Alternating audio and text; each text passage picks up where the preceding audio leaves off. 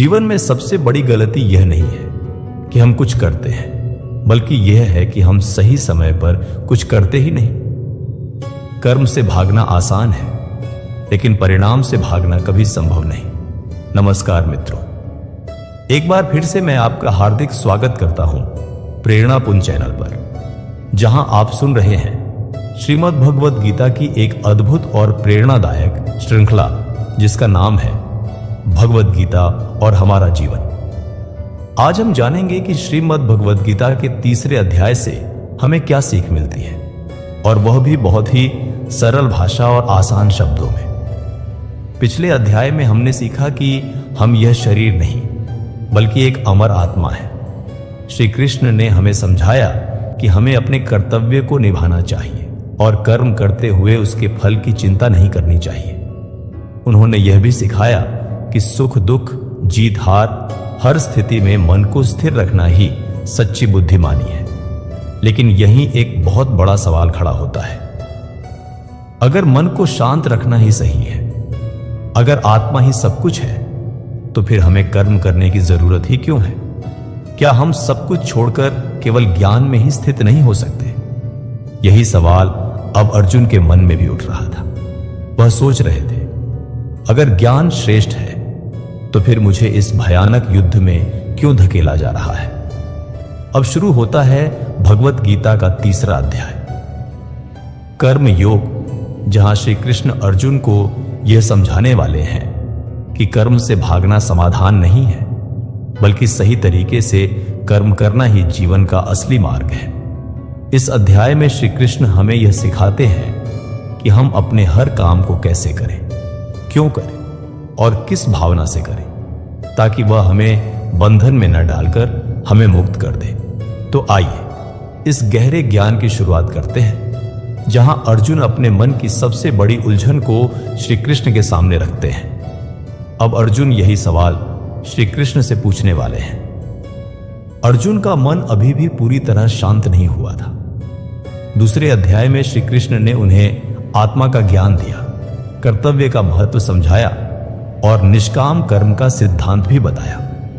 लेकिन अर्जुन के भीतर एक गहरी उलझन अब भी बनी हुई थी। वह समझ नहीं पा रहे थे कि अगर ज्ञान इतना महान है, अगर स्थिर बुद्धि ही सबसे श्रेष्ठ स्थिति है, तो फिर उन्हें इस भयानक युद्ध में क्यों उतरना चाहिए? अर्जुन ने विनम्रता से श्री कृष्ण की ओर देखा और अपने मन की शंका को प्रकट किया। उन्होंने कहा, ज्यायसी चेत कर्मणस्ते मता बुद्धिर्जनार्दन तत्किं कर्मणि घोरे मां नियोजयसि केशव, अर्थात हे जनार्दन, यदि आपकी दृष्टि में ज्ञान कर्म से श्रेष्ठ है, तो फिर हे केशव, आप मुझे इस भयंकर कर्म यानी युद्ध में क्यों लगाते हैं? यह प्रश्न केवल अर्जुन का नहीं था, बल्कि हर उस इंसान का है जो जीवन में कभी न कभी यह सोचता है, अगर शांति ही सबसे बड़ी चीज है, तो फिर हमें इतनी मेहनत क्यों करनी चाहिए? अगर ध्यान और ज्ञान ही सर्वोपरि है, तो फिर जिम्मेदारियों का बोझ क्यों उठाना चाहिए? अर्जुन आगे कहते हैं, व्यामिश्रेणे वाक्येन बुद्धिम मोहयसीव में तदेकम वद निश्चित्य येन श्रेयो हमाप्नुयाम, अर्थात आपकी बातें मुझे मिश्रित लग रही हैं, जिससे मेरी बुद्धि भ्रमित हो रही है। कृपया स्पष्ट रूप से एक ही मार्ग बताइए, जिससे मुझे कल्याण प्राप्त हो सके। यहां अर्जुन पूरी ईमानदारी से अपनी स्थिति को व्यक्त कर रहे हैं। वह यह नहीं छिपा रहे कि वह भ्रमित है। वह यह स्वीकार कर रहे हैं कि उन्हें समझ नहीं आ रहा कि सही क्या है। और यही एक बहुत बड़ी सीख है। जब तक हम अपनी उलझन को स्वीकार नहीं करते, तब तक हमें समाधान नहीं मिलता। अर्जुन के मन में यह द्वंद्व इसलिए पैदा हुआ था क्योंकि वह ज्ञान और कर्म को अलग अलग समझ रहे थे। उन्हें लग रहा था कि या तो ज्ञान का मार्ग अपनाओ या कर्म का। लेकिन श्री कृष्ण जानते थे कि सच्चाई इससे कहीं अधिक गहरी है। ज्ञान और कर्म अलग नहीं है, बल्कि दोनों एक दूसरे से जुड़े हुए हैं। यहां एक बहुत महत्वपूर्ण बात समझने वाली है। हम भी अक्सर यही गलती करते हैं।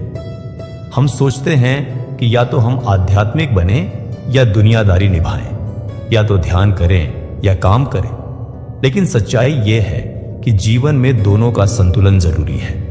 अर्जुन की यह उलझन बहुत स्वाभाविक थी, क्योंकि जब इंसान नई नई बातें सीखता है तो शुरुआत में वह उन्हें समझ नहीं पाता, लेकिन यही वह क्षण होता है जहां सही मार्गदर्शन बहुत जरूरी होता है। अब अर्जुन पूरी तरह से तैयार थे, सुनने के लिए, समझने के लिए और अपने भ्रम को दूर करने के लिए। उनका अहंकार अब पूरी तरह समाप्त हो चुका था।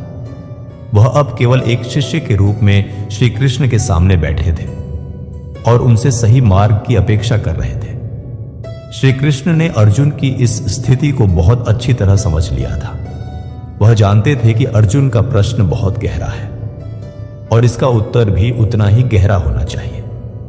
अब समय आ चुका था इस भ्रम को पूरी तरह से दूर करने का, और अब श्री कृष्ण अर्जुन को यह समझाने वाले थे कि कोई भी इंसान एक क्षण भी बिना कर्म किए नहीं रह सकता।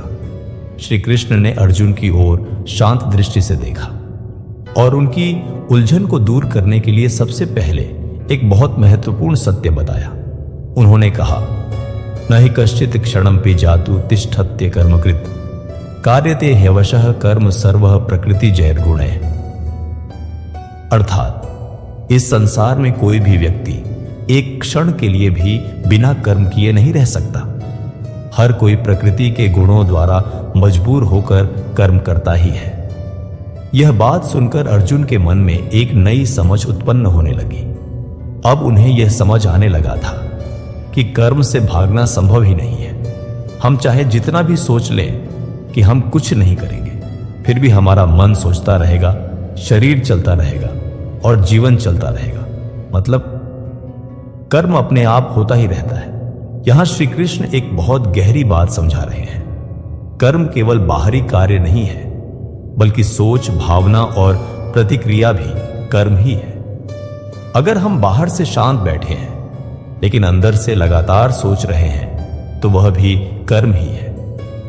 श्री कृष्ण आगे कहते हैं, कर्मेंद्रियाणि संयम्य या आस्थे मनसा स्मरण इंद्रियार्थान विमूढ़ात्मा मिथ्याचारस उच्यते। अर्थात जो व्यक्ति बाहर से अपनी इंद्रियों को नियंत्रित करके बैठता है लेकिन मन में इंद्रियों के विषयों का चिंतन करता रहता है, वह मूर्ख है और मिथ्याचारी कहलाता है। यहां श्री कृष्ण अर्जुन को यह समझा रहे हैं कि केवल बाहरी रूप से कर्म छोड़ देना ही समाधान नहीं है। अगर मन के अंदर इच्छाएं और विचार चलते रहते हैं तो वह भी एक प्रकार का कर्म ही है। यह हमें एक बहुत बड़ी सीख देता है। सिर्फ बाहर से शांत दिखना ही शांति नहीं है, बल्कि अंदर से भी शांत होना जरूरी है। अब श्री कृष्ण ने आगे सही मार्ग दिखाते हुए कहा, यस्त्विन्द्रियाणि मनसा नियम्यार्भते अर्जुन कर्मेंद्रिय कर्मयोग मसक्तः स विशिष्यते। अर्थात हे अर्जुन, जो व्यक्ति मन से इंद्रियों को नियंत्रित करके बिना आसक्ति के कर्म करता है वही श्रेष्ठ है। यहां श्री कृष्ण यह स्पष्ट कर रहे हैं कि सही रास्ता कर्म छोड़ना नहीं है, बल्कि कर्म करते हुए भी मन को नियंत्रित रखना है। यही कर्म योग की शुरुआत है। यह हमें सिखाता है कि जीवन में भागना नहीं है, बल्कि जिम्मेदारियों का सामना करना है, लेकिन सही सोच और सही भावना के साथ। अब अर्जुन के मन में धीरे धीरे यह स्पष्ट होने लगा था कि कर्म से बचना संभव नहीं है, लेकिन अब उनके सामने एक और सवाल खड़ा था। अगर कर्म करना ही है तो फिर सही कर्म क्या है? कौन सा कर्म हमें आगे बढ़ाएगा और कौन सा हमें बांध देगा? यही वह जगह है जहां इंसान अक्सर भ्रमित हो जाता है, क्योंकि हर कर्म एक जैसा नहीं होता। कुछ कर्म हमें शांति देते हैं और कुछ हमें बंधन में डाल देते हैं। श्री कृष्ण जानते थे कि अब अर्जुन को यह समझाना जरूरी है कि सही कर्म कौन सा है और उसे कैसे करना चाहिए।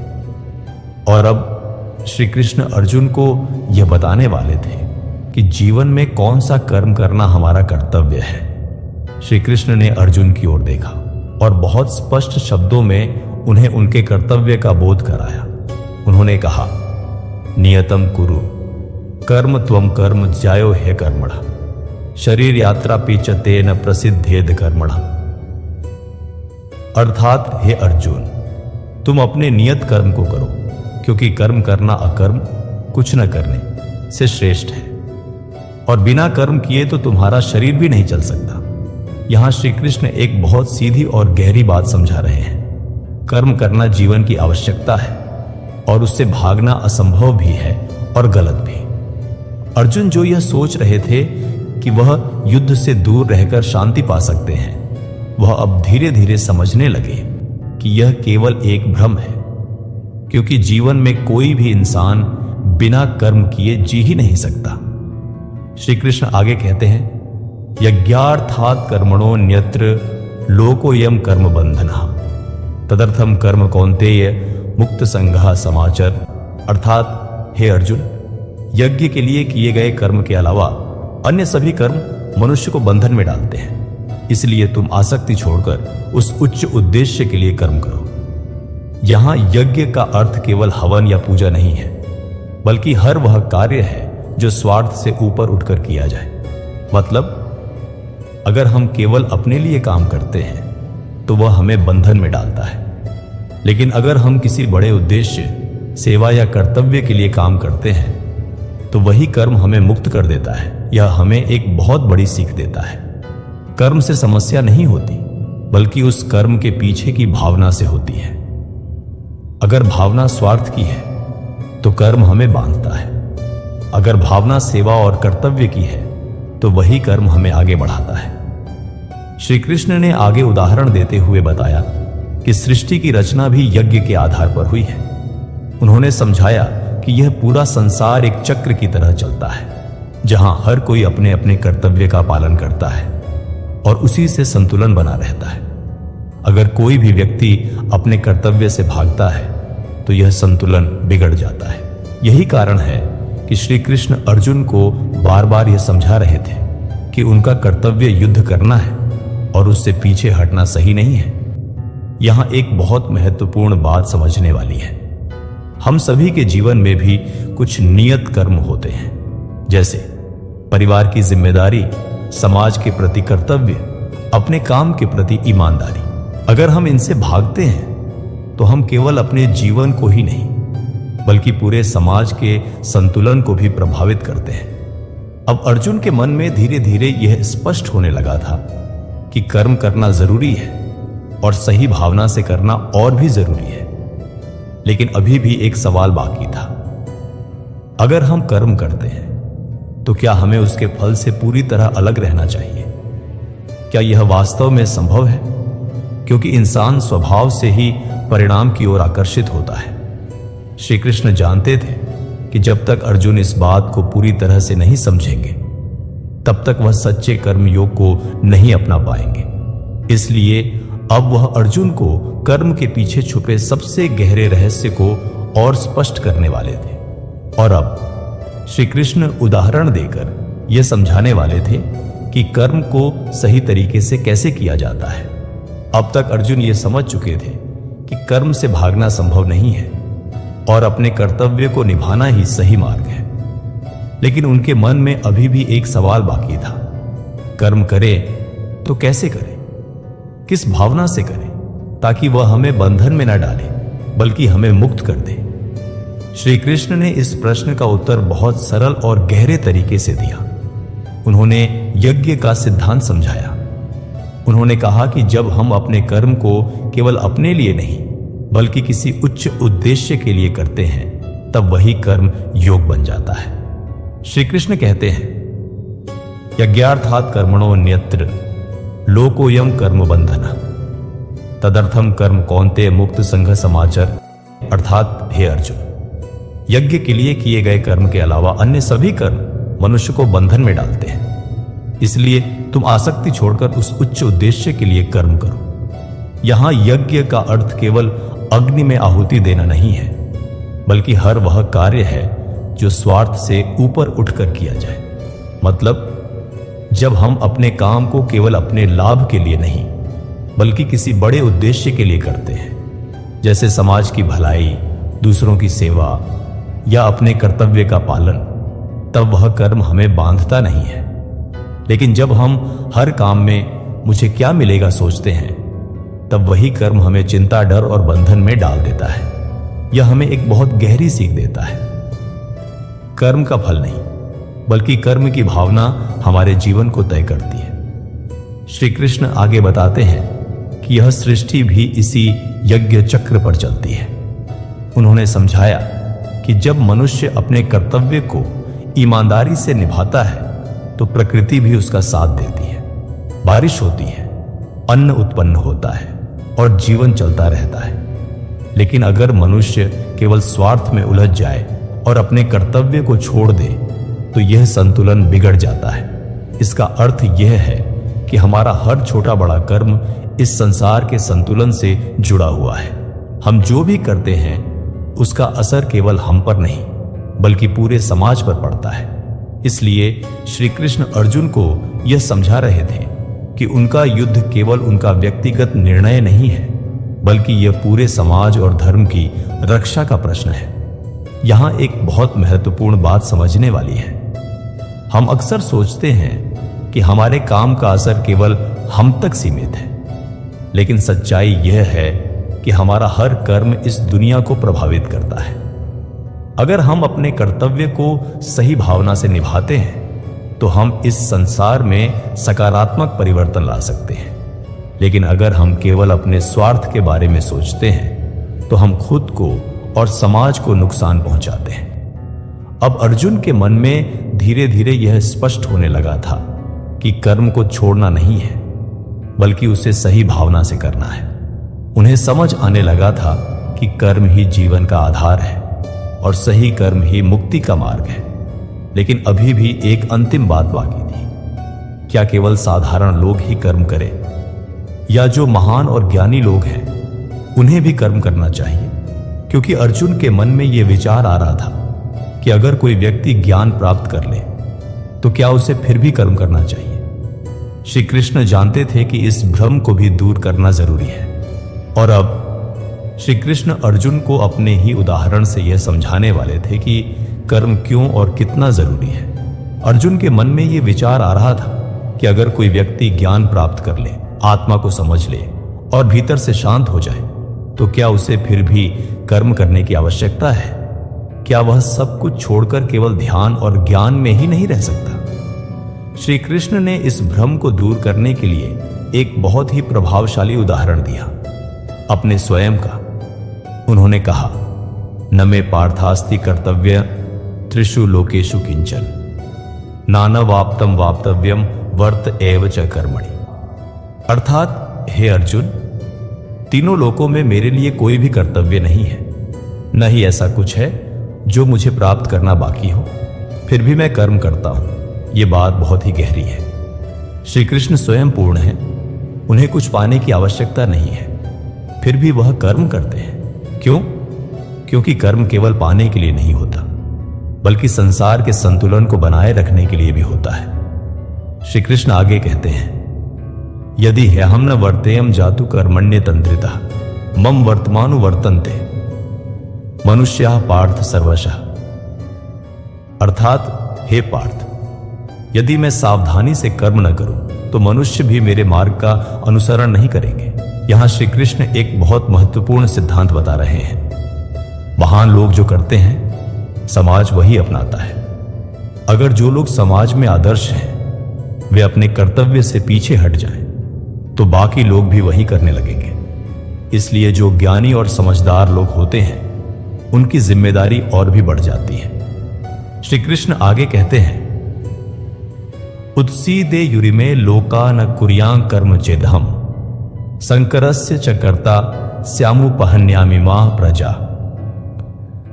अर्थात यदि मैं कर्म न करूं तो ये सभी लोग नष्ट हो जाएंगे और मैं इस संसार के विनाश का कारण बन जाऊंगा। यहां श्री कृष्ण यह स्पष्ट कर रहे हैं कि कर्म केवल व्यक्तिगत नहीं है, बल्कि इसका प्रभाव पूरे समाज पर पड़ता है।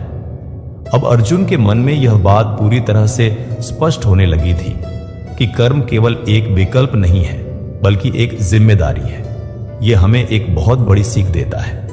हम चाहे कितने भी ज्ञानवान क्यों न हो जाएं, हमें अपने कर्तव्य को निभाना ही चाहिए, क्योंकि हमारा हर कर्म दूसरों के लिए एक उदाहरण बनता है। अब श्री कृष्ण ने एक और महत्वपूर्ण बात कही। उन्होंने कहा कि जो ज्ञानी व्यक्ति होता है उसे अज्ञानियों को भ्रमित नहीं करना चाहिए। मतलब जो लोग अभी तक ज्ञान को नहीं समझ पाए हैं, उन्हें यह नहीं दिखाना चाहिए कि कर्म की आवश्यकता नहीं है, बल्कि उन्हें प्रेरित करना चाहिए कि वे अपने कर्तव्य को सही तरीके से निभाएं। यहां एक बहुत सुंदर संतुलन दिखता है ज्ञान और कर्म का। ज्ञान हमें दिशा देता है और कर्म हमें आगे बढ़ाता है। अगर केवल ज्ञान हो और कर्म न हो तो जीवन अधूरा रह जाता है, और अगर केवल कर्म हो लेकिन सही ज्ञान न हो तो वह हमें बंधन में डाल देता है। अब अर्जुन के मन में धीरे धीरे सभी बातें स्पष्ट होने लगी थी। उन्हें समझ आने लगा था कि कर्म से भागना समाधान नहीं है, बल्कि सही भावना से कर्म करना ही जीवन का सही मार्ग है। लेकिन अब एक अंतिम प्रश्न बाकी था। अगर हम कर्म करते हैं तो हमें सबसे ज्यादा कौन रोकता है? कौन सी चीज हमें गलत दिशा में ले जाती है? श्री कृष्ण जानते थे कि इस प्रश्न का उत्तर देना बहुत जरूरी है, और अब वह अर्जुन को उस सबसे बड़े शत्रु के बारे में बताने वाले थे जो इंसान को उसके मार्ग से भटका देता है। अब अर्जुन के मन में यह जानने की जिज्ञासा उत्पन्न हुई कि आखिर वह कौन सी शक्ति है जो इंसान को सही जानते हुए भी गलत करने के लिए मजबूर कर देती है। कई बार हम जानते हैं कि क्या सही है, फिर भी हम वही करते हैं जो गलत है। यही सवाल अर्जुन ने श्री कृष्ण से पूछा। अर्जुन ने कहा, अथ केन प्रयुक्तो यम पापम चरति पुरुषः अनिच्छन्नपि वार्ष्णेय बलादिव नियोजितः। अर्थात हे कृष्ण, मनुष्य न चाहते हुए भी पाप कर्म क्यों करता है? जैसे किसी बल से प्रेरित होकर वह गलत कार्य करने लगता है।